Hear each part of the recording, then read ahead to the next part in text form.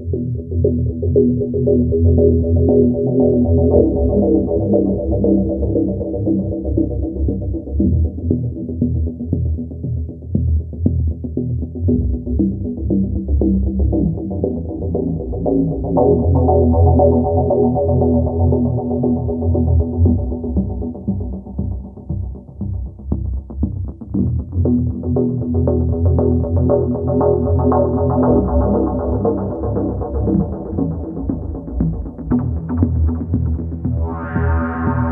7 Juli tahun 2022 sekitar pukul 00 WIB adanya perayaan hari ulang tahun pernikahan saudara FS dan PC.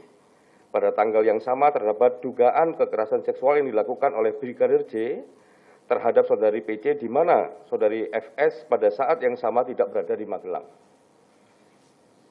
Berikutnya adalah ancaman terhadap Brigadir C setelah saudari S dan saudara KM membantu saudari PC untuk masuk ke dalam kamar pasca peristiwa dugaan kekerasan seksual.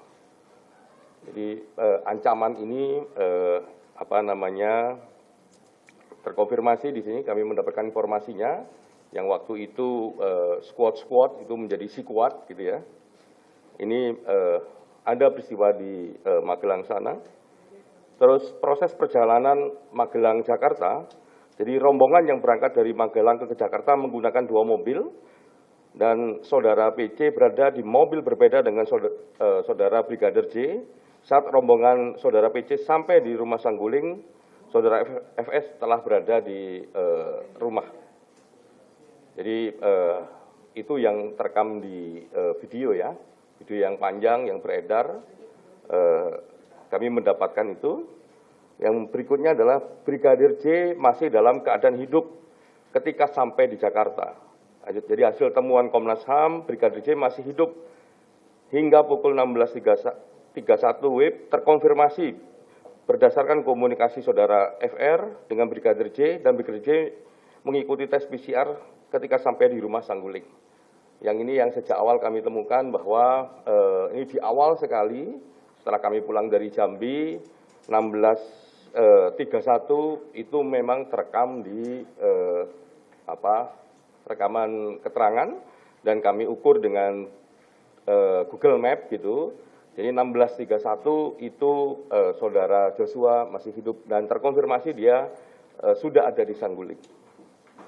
Terus yang berikutnya peristiwa di rumah Sangguling 3 dan perjalanan rumah dinas nomor 46.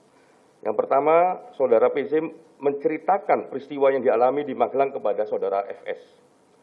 Yang berikutnya, saudara FS memanggil Bribka RR dan Barada RE ke lantai 3 rumah Sangguling untuk menanyakan perihal peristiwa di Magelang dan merencanakan upaya penindakan terhadap J.